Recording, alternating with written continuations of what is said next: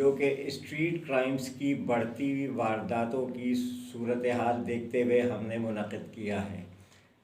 آپ کو علم ہے کہ جس طرح ایک دم سے ان وارداتوں میں اضافہ ہوا ہے، اس میں پچھلے ایک ہفتے میں 9 قیمتی جانیں ضائع ہوئی ہیں۔ اس کے علاوہ روزانہ کی بنیاد میں ہر گلی محلے میں وارداتیں جاری ہیں، لوگ لٹ رہے ہیں، کوئی پرسان حال نہیں ہے۔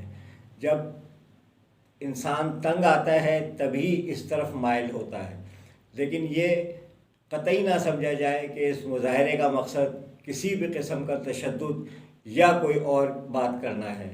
ہم انتظامیہ کو بھی یقین دلا رہے ہیں اور تمام سرکاری اداروں کو، حکومت وقت کو یہ یقین دلاتے ہیں کہ یہ مظاہرہ انتہائی پرامن ہوگا۔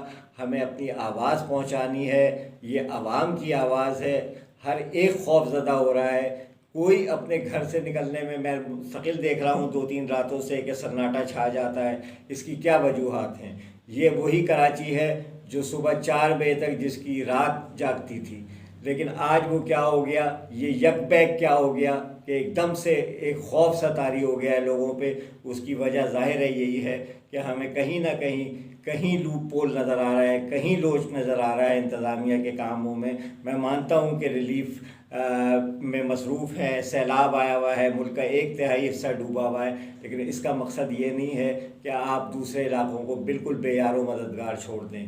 تو میری شہری قائد میں جرائم کی بڑھتی ہوئی وارداتوں کے خلاف عوام سڑکوں پر نکل آئے۔ اعلیٰ حکام سے مطالبہ کرتے ہوئے عوام نے انوکھا احتجاج ریکارڈ کرواتے ہوئے اپنے منہ پر ٹیپ لگا لیا۔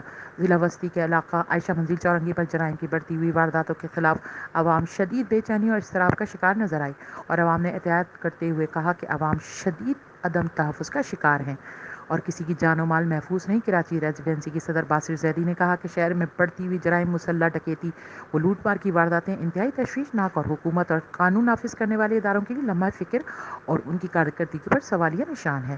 وارداتوں سے عام شہریوں کے اندر خوف و ہراس اور عدم تحفظ کا احساس بھی پیدا ہو رہا ہے، جبکہ دوسری طرف تاجر اور کاروباری طبقات بھی شدید بے چینی اور اضطراب کا شکار ہیں۔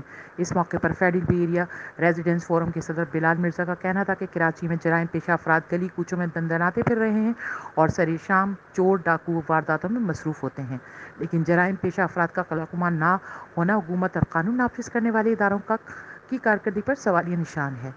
عبیرہ حسین، HQ نیٹ ورک، کراچی۔